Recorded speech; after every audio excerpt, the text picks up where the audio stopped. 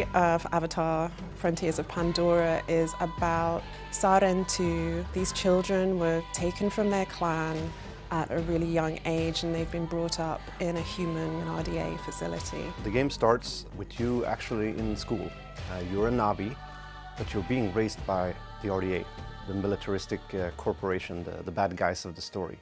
So they're kind of divorced from their culture and their people and brought up to use human weapons and to understand humanity. When the game starts and you actually step onto Pandora for the first time, you're Navi, you're of this world of Pandora, but you've never been there. And you have to learn everything and unravel the mysteries of your past, what happened in school, who put you there, and deal with the trauma that upbringing actually brought. The theme of being a child of two worlds is one that resonates with me. I'm dual heritage, so there's always that feeling of being neither one thing or the other, or being in an in-between place, or being too much of one and not enough of another. And the player character goes through those moments of being, but I'm not Navi, like, can I do this? And trying to find their place in the world. Ewa, we enter your welcoming arms, at one with all things connected through you.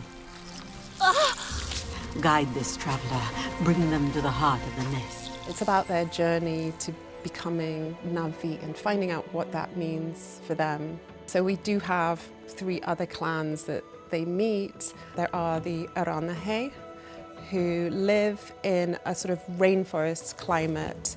They weave silk and they're very elegant and, you know, sort of the poet-type artist clan. Then there are the Zeswa.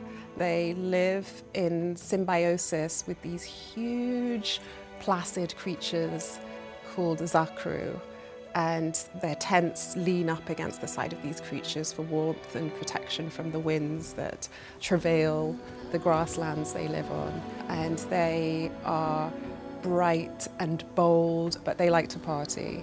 The 3rd clan are the Kamatire, and they live in the clouded forest, so they're a reclusive, mysterious clan.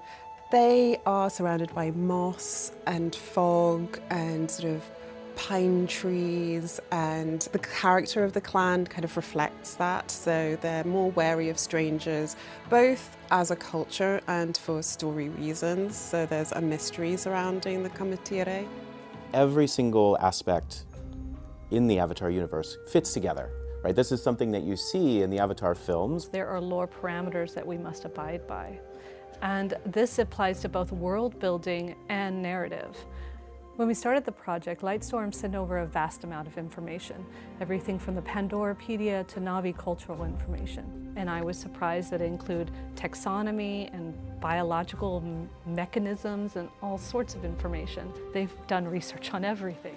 There's an incredible amount of detail in the game. Everything from the choice of the Navi clothing that they wear, to the places that they live, to the tint of their eyes, to the animals and how they fit within the environment and how they've evolved to their surroundings. In the world of Avatar, everything must be backed by science. There can't be any fantasy technology or seemingly magical creatures or plants. So our content creation team uses Earth technology and sciences as a foundation when creating new content. Creating new wildlife was an enormous endeavor, and it was a really big collaboration with the Lightstorm team that made this happen. The same people who have worked on the films to create the wildlife have helped us create the wildlife here.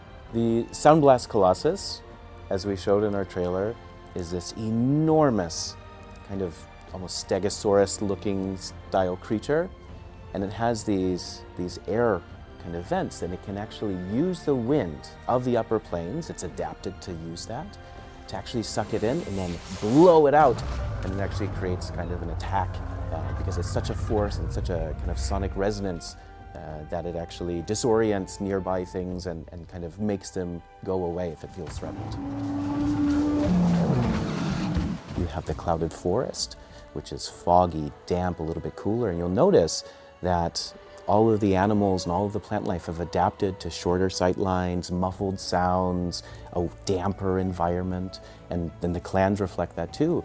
And so all of these details really meld together into something that I think if you look really closely, you can really tell how much care and how much thought has gone behind everything. So the Avatar universe is broad and beautiful, and it offers us this mirror to our own world. On our planet, we're dealing with climate change and very extreme weather conditions. So obviously we've incorporated that into the story because we're right there at the events of the movies, but we're also incorporating it into gameplay. You attack bases and liberate the land, right?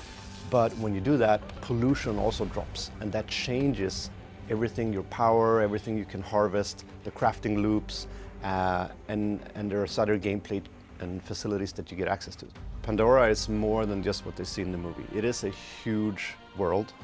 There's loads of opportunities to tell small stories and big stories, and also reflect on ourselves, our place within the natural world, how we interact with it. The Avatar universe has a lot of real-world correlations, which also serve as a warning on our own behavior on Earth. There are many clans, and the clans are different. They have different cultures, they have different styles, they have different look, and just like here on Earth, they have small physical differences, but inside they're all Na'vi.